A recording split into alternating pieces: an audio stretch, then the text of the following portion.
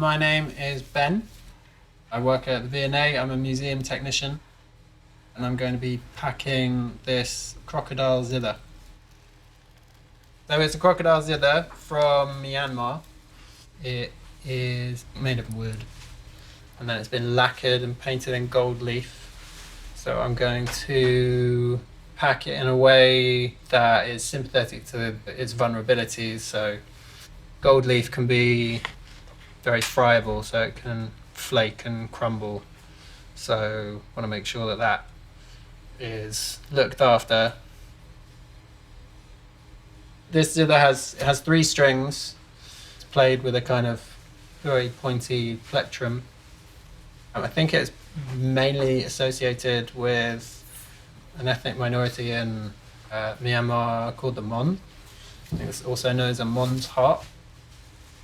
I only really knew about zithers before from The Third Man, the Orson Welles film, because the theme tune from that is played on a zither. Quite a solid object, so there's not much structurally that you need to worry about. When you first look at an object, you need to consider the structural weaknesses and fragilities that you need to compensate for. And there aren't really that many with this. It's pretty solid. There are bits that are poking out like these. I'm going to protect and not make sure there's nothing in contact with them because they are quite fragile. But other than that, it's quite solid. But the things to be aware of with this is more the surface, because it's painted with gold leaf. I'm going to put on these nitrile gloves because the acid in the oils of your skin can degrade the surfaces of objects. So I'm going to do that. It makes a weird sound. And for now, I'm just going to get this out of the way. It's hollow on the bottom. See, it was just made from one piece of wood. Putting this in here.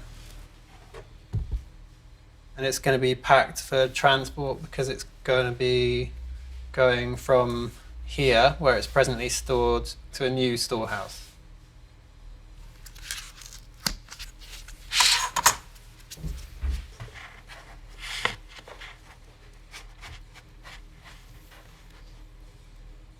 Cool, and I'm going to pop that there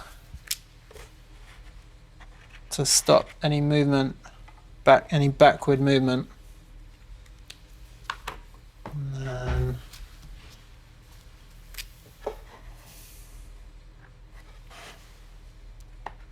gonna need to put another sheet of 10mm Plastazote with materials that are chemically neutral, like this. This is Plastazote, so it'll never degrade. So if necessary, it could be in that box for a very, very long time. Cool. Put that away. Safety first. And cool. Now I'm going to glue that into there.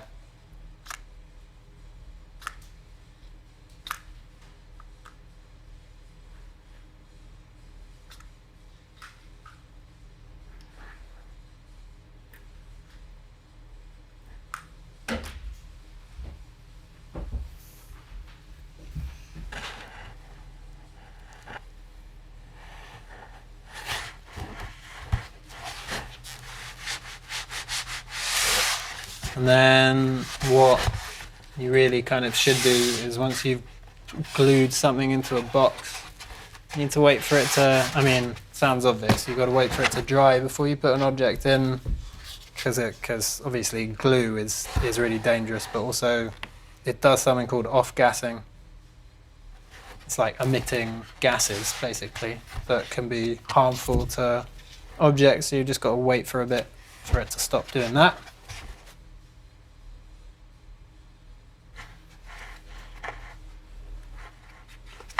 So just glue this. This is low density Plastazote, so it's nice and squashy. one is kind of better for making contact with objects.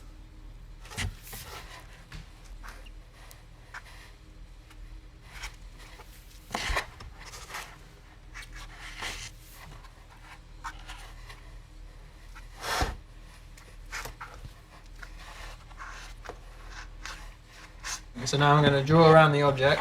It's making contact with the Plastazote there and there, which is okay at the moment because it's not going to be in there very long. But I'm going to draw around the object so I know where I can block it in.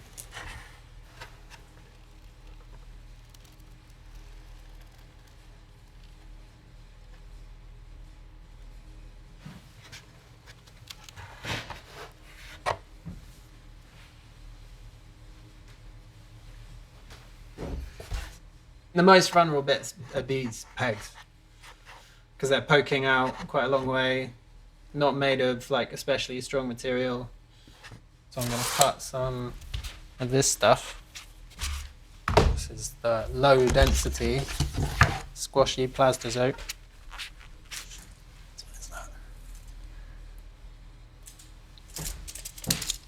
Okay.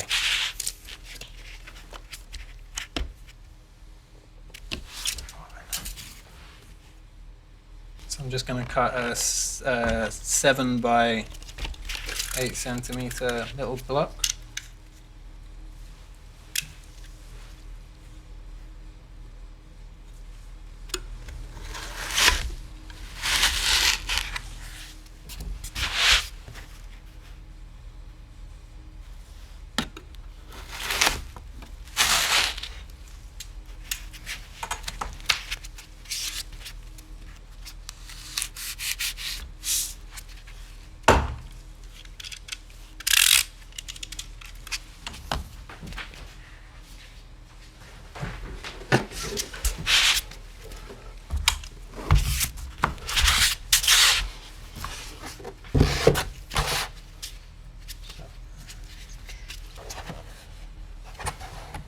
Cool, that's going to go in there.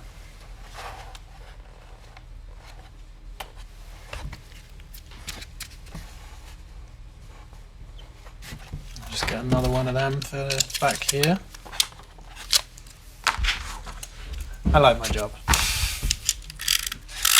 It's quite fun. I don't know, there's something quite nice about cutting Plastazote.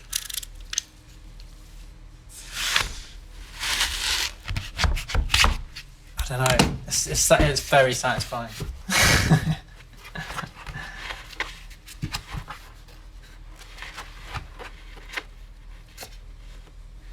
Okay, so they're both cut. Now I'm going to glue them in.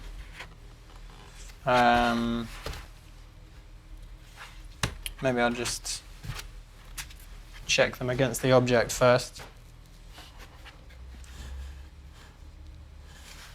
That one is maybe a little bit shy, so I might get some. I got some 4mm. Yeah, I'm going to use a bit of 4mm to bolster it.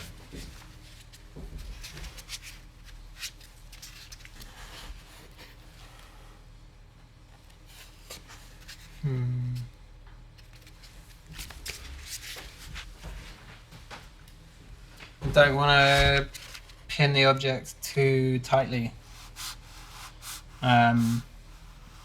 because the surface is quite vulnerable. So it needs to be firm, but not so firm that it's kind of putting too much pressure on it. Yeah, that's better.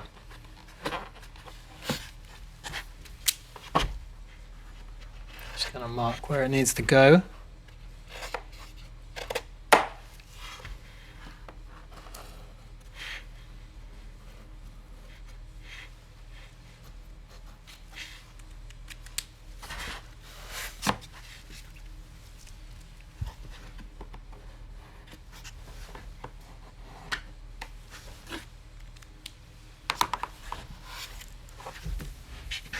Okay.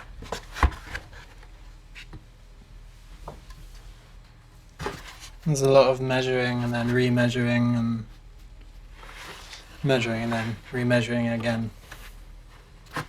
in doing this.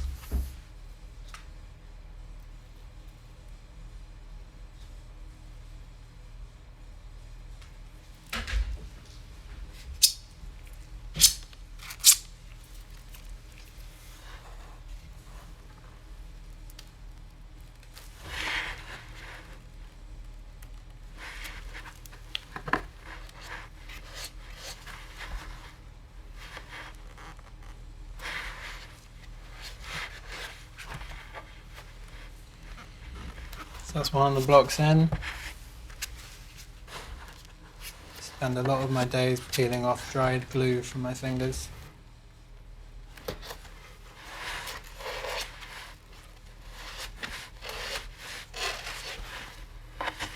Okay, it's very, very hot glue, so it dries in a second. Also creates these kind of spider web things like very quickly. You're constantly peeling off your clothes. I'm going to cut some Tyvek, which is this material, to make sure when I put it back in it doesn't abrade the surface of the object. So this is like a material that's got very little surface tension. So when it makes contact with an object, it doesn't hurt it.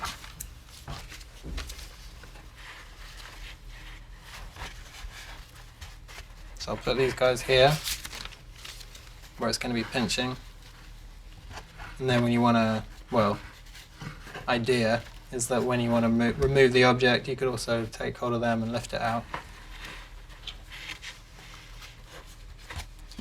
So let's see how those blocks are looking.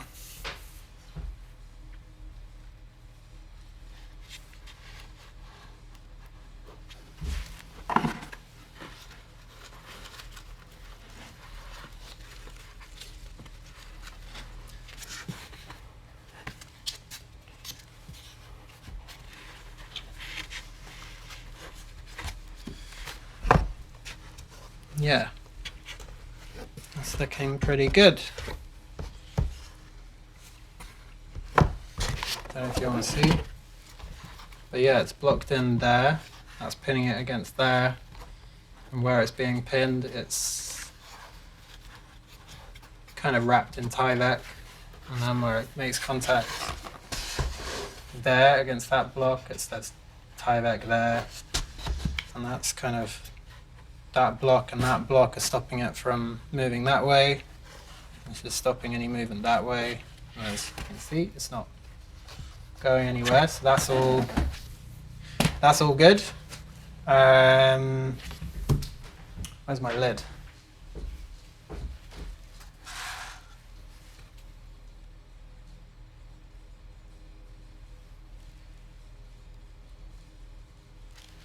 It's going over here. Just kind of lining it up next to the box to kind of be sure where it needs to go. And once that's dried, it'll basically be there.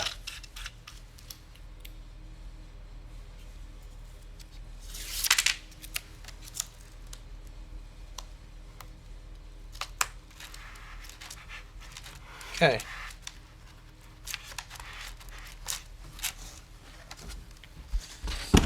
Okay, cool. And then it's in. Little triangle there, so you know which side. So you know not to put that end on that end. Cool. So I'll write the number on the box.